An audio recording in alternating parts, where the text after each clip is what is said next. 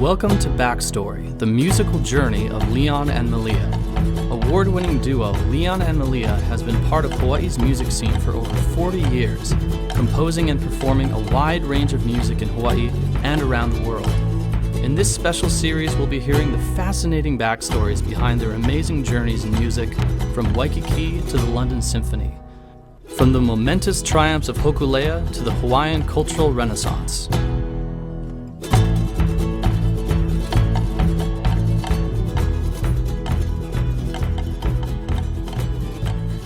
Aloha, aloha mai kākou. I'm Kimo Kapoano. It's an honor to be here with you, welcoming you to BackStory, the musical journey of Leon and Malia.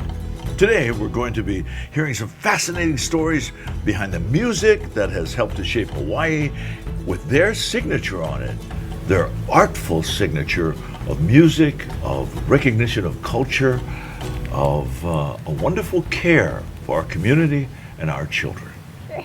Aloha, everyone, and welcome back to the BackStory on the backside, back by the beach, and where the surf is. Anyway, we're here discussing the great performance side of Leon and Malia and all that they've done. So this next episode is about traveling. They traveled all over the world. And so with that, we got to ask, okay, first of all, tell us some of the wonderful nightclubs that were, signatures. Okay. Right. Okay. Well, of course, after we got together here in Hawaii and we played here for a few months, and then we got a call to go play at the Purple Onion in San Francisco. Purple Onion. Right. The Purple Remember that Onion. name? Yes. Wow, it's huge. So it was the launching pad of many great artists in the 70s, 60s, and 70s. And so, people like Bob Newhart, Lenny Bruce, the Smothers Brothers, Woody Allen, Phyllis Diller. A lot of comedians came through that club, but also a lot of musicians like the Kingston Trio. Of course, it takes some Jim worried Neighbors. man, sing a worried song. Yes. Oh, sorry. Yes, no, and the that's a Irish good one. Rovers. Got Anyway, Irish Rovers. Right. So all these great, Someone who great knows Irish groups that came through the Purple Onion. And there was in North Beach at the time. There was the Purple Onion. There was a Hungry Eye, which Hungry Eye, another Which was, nightclub. I think Barbara Streisand came out Right, of there fantastic, and so forth. Hungry Eye, So the two of those really gave birth to many people who became major stars later. So we were there in the early 70s. Oh, you folks had guts, huh? You just go. We just went. It's sort of like, don't know any better, just go for it. Yeah, right. Let's go for it. Chance some bra. But you prepared, yeah? You prepared for it. Right. Yeah. Yeah, so we were the headliners there for about a year and a half, and or maybe longer. And then we would come back every once in a while. So we'd play there for a couple of months, come back home, rest up, play places here, and then go back again. What did you learn from working at the Purple Onion? Well, one thing is that the shows are very regimented because there were you had to stick within a certain time. It wasn't just so we had to build our sets so that they would work from the opening, catch your attention, and to the closing where they're on their feet.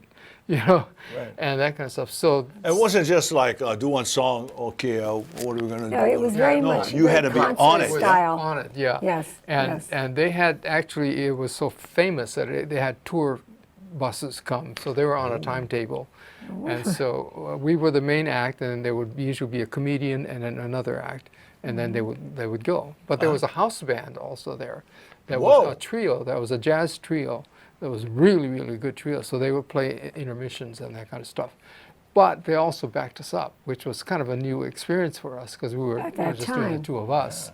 Well, see, this is the thing that people don't realize is that you had this wonderful exposure, but this is just part of the story because you traveled more than that. Yes. Let's get on the bus and go. So, or the train. We did a lot of train. A lot of train. Amtrak. So the Purple Onion was only one of the clubs that was sort of these places. The other place was the Pasadena Ice House. So we became regulars there as well over the years.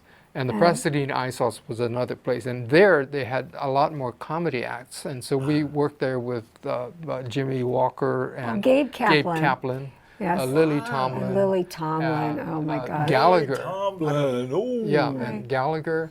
Oh, And yeah. there were a lot of them came there, and what they did was they tested out their acts. Yes. Yeah. See, that's another The thing. Honum, right? Yeah. For the big Right. television show and Right, stuff that they were exactly, doing. Yeah. Right. Yeah. So you know. Well, we had the advantage Gabe of Kaplan being from with Welcome them Back. backstage talking about these things. Yeah, so Gabe Kaplan from Welcome Back Kotter was developing these characters there for Welcome Back Kotter. Yeah, so he would do all of these different Vinnie Barbarino and all that kind of stuff. Welcome back. So that was written by another friend of ours, John Sebastian, that theme song, Sure. Welcome Back. Yeah. Welcome back, Cotter. And Yeah. it was a big television show. I mean, you know, it made a great impact throughout. Right. But people don't realize that it has to be, you know, formed. And the way it was formed was actually in the clubs. Right, they used Yes. audiences and Yes. tested out And if material. something doesn't work, it's gone. Yeah, Lily Tomlin used to come in with her note cards, and then she'd do a thing, and then no reaction, she'd throw the note card away. Throw it away. And then she'd try the next one. Yeah. It's true. Yeah. No, but that's the way you hone things. Yeah. So Right. we were West Coast, Right. all up and down. Right, and And then there was the Troubadour, which Troubadour a lot in of LA. people played there as well, and Oh, they were also Troubadour. yeah, That- Doug West. Give us names. oh gosh, Troubadour. Anybody? All of the great names in Oh, showbiz played there. Just everybody. Yeah. Right. Well, the Troubadour was And it was a small club, Yeah. but it was very, very active. Right. very popular. Right. Yeah. Cool. Yeah. So, and in San Francisco there was a place called the Boarding House that was built, and that too was a small place for like a little showcase place for up and coming acts, and we ran into a lot of people there. And later, the Troubadour bought it out, and it became Troubadour North. Ah. yeah, so lots so- of wonderful places Right. like that. Yeah. Yeah. So- So that was California first, right? Yes. That's where you, and then coming Yes. back to Hawaii Right, and going back right. again and coming back to Right. Hawaii. And in Right. between some of these things, we were also working in the film area and recording, of course. So we did Hokulea, 1977, but we were also playing the Pasadena Ice House around the same time. Yeah. And so Now, so how do you get now out of California and moving Okay. along your way? yeah, okay. So Amtrak. No. yeah, Amtrak. right, Amtrak. So we discovered Amtrak. We were doing college campuses up and down the West Coast, up to Oregon and Washington. And we had our band with us, and we had a band. We had it was put jazz, together a It was a band by jazz then. band. Yeah. I mean, they were jazz players, but they played our music and all that, and then of course played interim stuff that was really crazy, good stuff. Anyway, so we started Can I out. tell him the name of Yeah. our band? So the name of our band was 3 If by Air. 3 If by Air. Right. Based on 1 If by Land, 2 If by Sea, 3 If by Air. I know. Ta-da! Okay. Okay, I know. No, it's But cool. it was fun. It's And- great. Yes, and they were And great they guys. were They traveled jazz with us for group, quite yeah. some time. So we went on college tour with them, and so we had all this equipment to haul around. We used to have to hire trucks and that kind of stuff, and so in it those was a big days. logistical thing. So we found out that Amtrak, which is of course they picked up on the passenger lines of the different ones. They'd all gotten into Amtrak, but they still were running on the same laws and regulations that were from like World War II. Whoa. And one of them was that they had to take musical equipment or band equipment free because it used to be used by the USO to entertain the troops. Free. Yeah. So all our equipment would go free. So we said, well, we'll take you in the train. The train. So we did this baby. tour with the train. Yep. Wow. And the funny thing was that the guy who told us that we had checked in. We were going to take the train anyway, and there was this guy bespectacled, and he had a vest on. He looked like out of the 50s, and spectacles. conductor type. Train conductor. So when we said we were a music group taking this, he went, wait. He said, he said, well, hold on. And he goes through these drawers, and this is like really these classic old Wooden drawers, and, yeah. like with roll-top desks and that kind of stuff. And so he's going through these drawers, and he finds it. He finds a stamp, and the stamp says, Music. anyway, it was a stamp that you used to stamp onto these tickets so that your instruments could go So free. he stamped everything. So It wasn't. he got his stamp out. The one day that fellow was He there. hadn't was used it in amazing. years. Yep. Oh, man. So that was fun. So the five of us, the three-piece band and us, so we went Up and down. up and down the coast everywhere. Wow. And then we started to go inland. We went to Kansas City. That was a very different kind of place. Different experience, huh? But no, we were at the Crown Center in Kansas City, and Which is a brand new big hotel. at the time, Called the Crown Center because it was owned by Hallmark Cards. Oh. And Hallmark had their building, 10-story building right next to it. right. But remember the fellow that worked in the chef upstairs. Tell him that story. Yeah, so we're playing at the Crown Center, and this guy comes up to us, and it's like a lounge kind of a place. Sure. And he comes up to us and he says, "Can I do a hula?" And I said, What? And I said, "Yeah, I guess so." I said, "So what's your background?" He said, "Oh, I took from Antinona Beamer." Oh, And I said, "Well, sure, you can do it." And So he what do you was- want to do? He said, "I want to do Kaulana Napua." Whoa. Oh, what an opportunity! You know? Wow. So we explained what the song is about, sang the song, and he danced it. he Oh, did. that's deep. Yeah. Antinona's choreography. You know, But you know you what she have- taught me? And he was a the chef. boy. She at taught the- me the boy from La Boy Hoy. Oh, there Not you Kaulana Napua. Yeah. That was, Yeah. wow. Right. It was culture shock. culture shock. There you go. That's so But it cool. was So yeah. cool. Yeah. When you can do something different like that. Yes. It's really good. It just opens up everybody who's there. They go, whoa. There you go. Whoa, yeah. What was that? Right, Yeah. right. And then the memories of Hawaii Right. come into play. Yes, and then we did more Hawaiian songs because otherwise we were doing more pop Right, because right, of that, right. you know. Yep. And one thing led to another. So anyway, that was a good one, Kansas City. Yeah. Then Nashville was wonderful. Oh, tell us about Nashville because Yes. we're talking about the home of country music. I know. And I Hawaiian know. music and country music fit right well with each other. Same, you know. Well, I got to tell you, Chet Atkins Yeah. comes to Hawaii. I do a radio interview with him, and he recorded Kiho'alu, Yeah, Hawaiian slack key. yeah. And so we talk about that. Right. How beautiful He is and that? Ned Kalapana used to jam. I mean, you know, the Prairie Home Companion. Remember that show? Oh, Yeah, yeah. sure. Yeah, and they came over a couple of times. Garrison Keeler, and Chet Atkins was with them. And I mean, so Chet Atkins and Ledwood Kalapana And would it's still jam. going and still Yeah. sounding perfect, right? yeah. It's beautiful. But Chet Atkins, yeah, what a Oh, memory he could for play any style. country It music. was So awesome. Nashville. Nashville. So we did television there, So didn't we? one of the things about Chet Atkins is that, of course, he's the premier guitar player there. Sure. But there are a lot of others like him. You know, I mean, the place is just seething with brother. musicians. Yeah. Oh, yeah. Tasty. So we go, we get booked to do this morning show called the Ralph Emery Show, which is the one that everybody listens to in Nashville, right? And they got all these different new musicians come on. So we go on there and we do a couple of songs. The funny thing was that we get there like half an hour earlier so we could go rehearse with the band, right? And so we tell the band the key. We didn't even need to tell them the key, but we tell the band the key, and it goes like this, right? We play about 4 or 5 bars. Got it.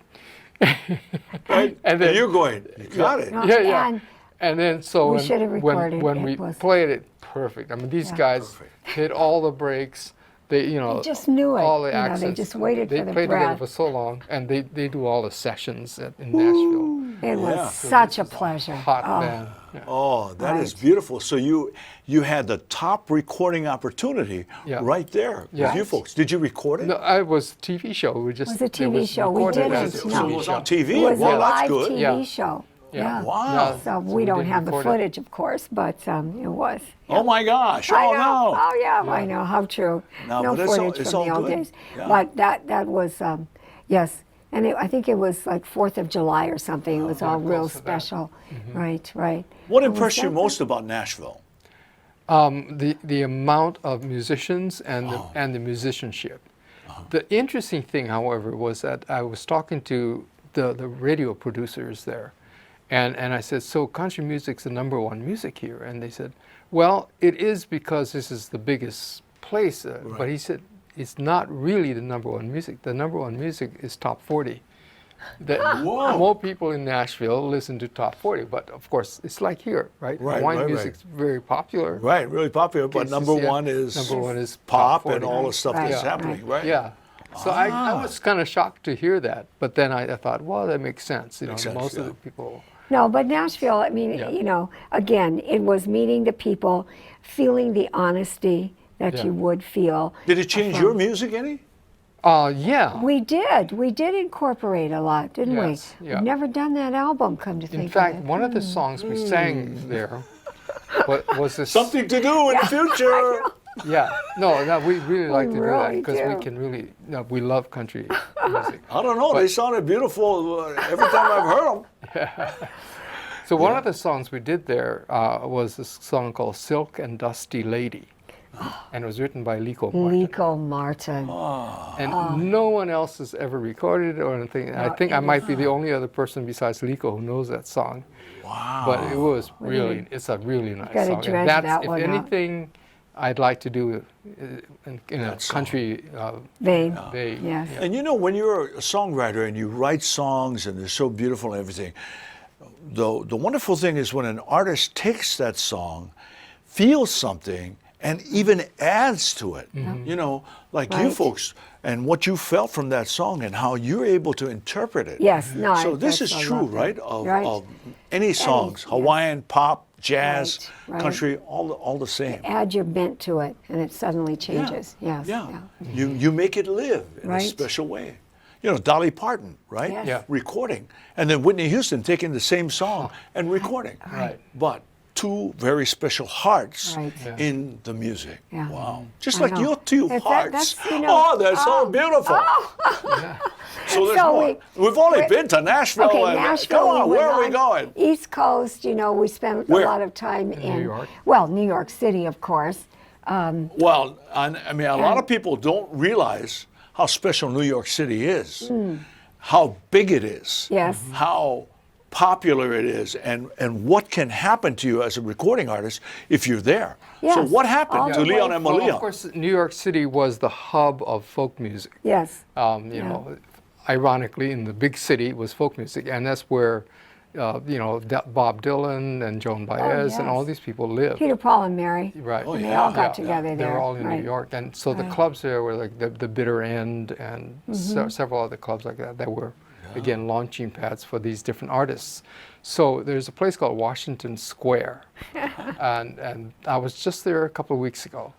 But Washington Square was a place where the artists would go, up and coming artists, and it was sort of like Nashville again. You had these really great artists, but they really couldn't play anyway. So this public place called Washington Square, they would kind of set up and just play music, and a couple people would gather around, and pretty soon, so on any given day you see Dylan or somebody like that.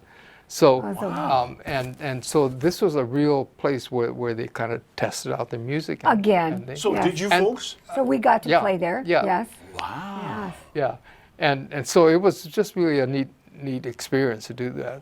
Many So of like I said, I was there again this couple of weeks ago because every Friday evening, 5:30 evening, a group of Hawaiians gather there, and for kukia'i mauna. And they do this whole thing. They do their chants and all that. So Yeah. that's what's happening right now for Hawaii there in New York. Yes. Right. It's amazing. So, And, but and of course, when we were there, we also were visiting with a guy named Jimmy Kaina. I don't know if you remember him. Sure. He Yes. was, Jimmy at Kind. the time, right. at the time, he was working for Hawaii Visitors Bureau. Right. Wow, In yeah. New York. They had an office in New York at the time. And so we would hang out with him and Whoa, that yeah, must have been play special. music. All of yeah. his people. Oh my gosh. Yes. Yeah. Yes. And then from there, we went to Washington. We were in Washington, D.C. also around the same time. Right. And there, the hub of Hawaiian music was actually Senator Akaka's home. And, Yeah. Yeah. That's a smart place to be. Yeah, good right. place right. to be, right? And he's a wine Auntie, of musician. course, is the boss. Yeah. Right? Yes. Yeah, Auntie Mama is the Millie, boss. yeah. She takes care of everybody. She knows she did. exactly the way it Right, should right. be. Yes. Yeah. And so, people like Mahina Bailey and Kamaki Kanahele, the time Kamaki Kanahele was with the National Endowment for the Arts, he was one of the 3 top people in there. And so we were talking to him about doing performances at the Kennedy Center. Performances of The Boy with Goldfish. We never actually got to do it, but there was a lot of discussion and talking to the National Symphony and all that about. So the whole West Coast was great. Middle of America was amazing. Eastern Seaboard was amazing. And out of that came our album called Heartland.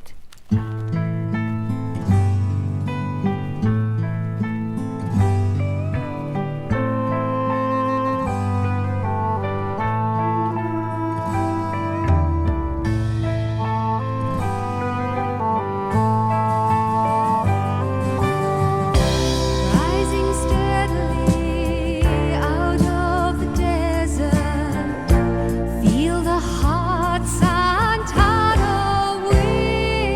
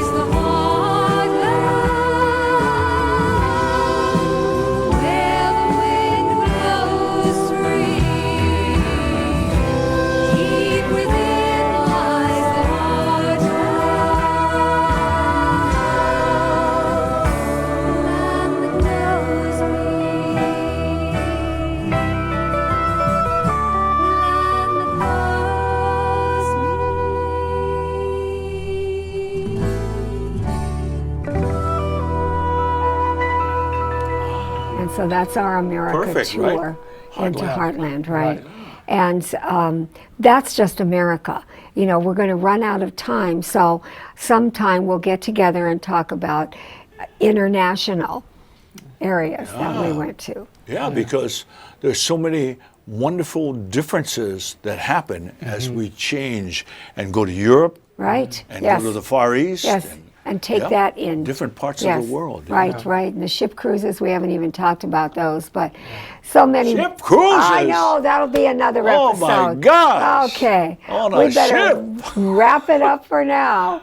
Okay, But this has been a wonderful time. Thank you for being with us. And This is great because I mean, for me, this is- it's all about finding out. Well- it's all about, here's two people that I know, but guess what? There's so much more to know. And so I just love what you did because you took the time, you took the opportunity, and you made it happen. Thank Yes. you. Oh, Yes. okay. Well, mahalo. Okay. Yeah. We'll see you next time. Yeah. And For the you too. backstory. All right. Aloha.